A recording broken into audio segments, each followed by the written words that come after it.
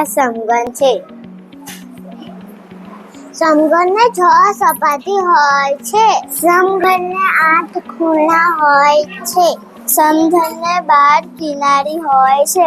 તેને ધાર પણ કહેવાય છે. આને નળાકાર કહેવાય છે. નળાકારને 3 સપાટી હોય છે. આમાં 2 સમતલ સપાટી છે. એક આડી અને બીજી આ છે વક્ર સપાટી. આને એકે ખૂણો નથી. આ લંબઘન છે. એને 6 સપાટી હોય છે. લંબઘનને 8 ખૂણા હોય છે. લંબઘનને 12 કિનારી હોય છે. આ શંકુ છે.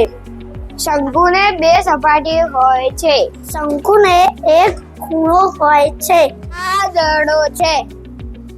એનો આકાર ગોળ છે. આને 1 સપાટી હોય છે. આને વક્ર સપાટી હોય છે. આને ખૂણા હોતા નથી.